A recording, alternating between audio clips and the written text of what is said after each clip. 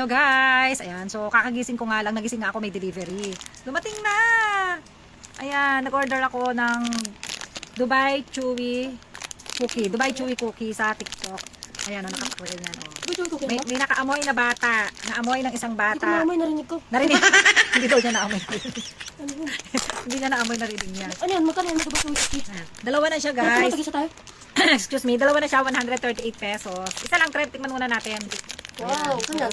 This is it. Wow. Original yan, ma? Oo, in-order ko sa TikTok. Ay, ano yun? Ano yung Ano yan? Wala to pang ano yan. Ano yan, ma? Tapos ito guys, ito siya. Yawa. Ang laki niya ha, in fairness, ayan siya. So honest review lang tayo ha, kasi yung mga karamihan na nagre-review na nakita ko, puro mga wow, ang sarap. So tayo, honest review tayo. Sasabihin natin talaga pag hindi siya okay. Sobrang bigat niya, ayan siya oh. Tapos, Baka lipstick yan. kakaiba yung kokwa niya ha. Baka lipstick yan, ma. Kakaiba yung kokwa niya, parang ayan oh. So tikman natin.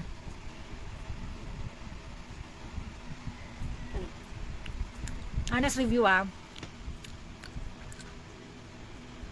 Matabang siya. Patikin mo, ma. Patikin. Ang sarap. Wala siyang matabang, tamal.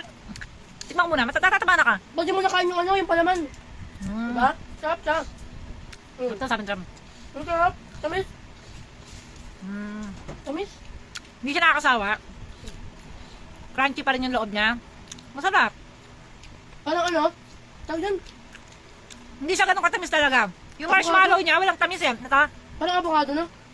walang tamis. Yung pinaka-marshmallow niya, walang tamis. Walang bibigay lang ng tamis yung nasa loob. Parang, In fairness, masarap siya, no, Trev, no? parang siyang avocado, guys. Ang harap. Hindi ako parang What? avocado. Avocado. Harap. Naman sarap. Saan na, ma? 138 dalawa. Ang harap. Sarap. Sarap mo eh. In fairness, ha? Totoong pistachio talaga yung ginamit niya. Hindi white chocolate na kinulayan. Malalasahan mo talaga na magandang quality yung kanyang pistachio. Ang galing. 138 dalawa. Mura siya. Compare sa binibili natin dito sa mga labas. Yummy ha? Sarap. Hindi siya yung ano, mas malo na kinalayan lang. Hindi sila nakasawa. Tapos, magtataka ka yung kokwa niya, kakaiba. Pero, hindi alam kung may kokwa ba siya o ano eh. Kasi walang kumukulay na kokwa. Sarap.